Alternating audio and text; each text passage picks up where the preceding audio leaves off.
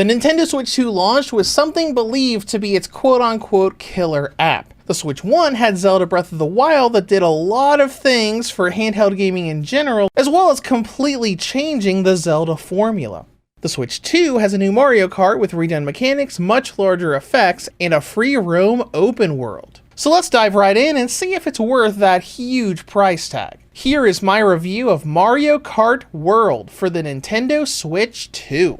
When it comes to gameplay, Mario Kart World is a 3D kart racing game with open world elements. Across its 30 tracks, you'll be racing up to 23 other racers, drifting around turns, flying through the skies, and praying you don't see that dreadful blue shell. When you boot up the game, you have options for single player as well as local, online, and wireless play multiplayer. In single player, you've got 5 different game modes. You can do the traditional Grand Prix to do 4-track championships, very similar to how you played Mario Kart in 8 and the earlier games. There's also Knockout Tour, the new elimination mode where you do 6 laps around a track, losing players in the back each lap. There's also Time Trials, Versus to do custom races in the battle mode that's been available pretty much since the Super Nintendo. Some of this can get a little confusing, so let's talk about Grand Prix first. These championships feel just like previous games where you do a track, load the next, and go until all 4 are done, leading to a finale screen and unlocking a new character the first time you clear each one. It's very standard, but one of the big things about World was that it advertised free roam in the Grand Prix circuits. You go through a race in a circuit and then race the opponents to the next circuit. This actually does happen in Grand Prix mode, but you probably won't even realize it's happening. Basically, every second race is an intermission across the map to the next circuit, but the game loads it like a normal race. You have to look and realize you're not turning in a circuit but on a more linear path. This would have been better advertised if it was seamless after the previous race ended, or at least had some sort of subtitle like "Beat your rivals to the starting line," instead of just loading it and making it feel like it's just another circuit race. But moving on to the biggest aspect of Mario Kart World, the open world free roam mode. This can be accessed at any time from the title screen, and it's impressively seamless. That big cinematic you see of a character driving around actually isn't a pre-rendered cinematic video. It's just the game running with a cinematic camera. Tap the plus button and instantly you're right there and taking control. Just as advertised, you can freely explore the map as you drive, be it on the circuits, intermissions, or just everything that's off-road. The other characters are also on the map, though playing as them will take you to wherever they are rather than just swapping where your current character is exploring. There's a big and beautiful world filled with references to explore in this mode, but we want things to do in our free roam racing games. Mario Kart World has only one thing you can actually go out and do in its free roam mode, which are the P-Switch missions. These are little challenges thrown around the map. You find one and have to do something like flying in plane mode through checkpoints or collecting blue coins within a certain time limit. Succeeding will give you a sticker to put on your account as well as your cart or vehicle. Now technically there are also Peach Medallion coins you can find and collect around the open world, but that also just awards stickers. I find myself very mixed on this. While there are almost 400 P-Switch missions to find, I was hoping that there would be more variety in things to do in the free roam. It would have been far more interesting if some of the NPC characters were tied to open world exploration and being able to actually go out and find them. Speaking of, let's talk about unlocking characters. We have 50 characters in this game, which is a pretty nice amount for the roster, but we also have a costume system, meaning a lot of those roster slots are characters already in the game, but having different costumes. Rosalina, for example, is 5 different characters in the roster. Not counting baby Rosalina, you have her default outfit, along with Touring, Pro Racer, Aero, and Aurora. Now, I think this costume system is kind of cool for most of the roster. Rosalina's Aurora outfit, for example, is gorgeous, but I don't like it because of Yoshi specifically. In previous games, if you want to play as Yoshi, you select a color for different variations, a little nod to Yoshi's Island and Yoshi's story. But in Mario Kart World, you can't. The different colors are now tied to outfits. I can't use my go-to light blue Yoshi anymore. Now it's Food Slinger, Aristocrat, Biker, or Soft Server. I do think the costumes are cool, and the Biker is a fun reference to Boshi from Super Mario RPG, but it would have been nice to be able to just change the color of default Yoshi without needing the outfits.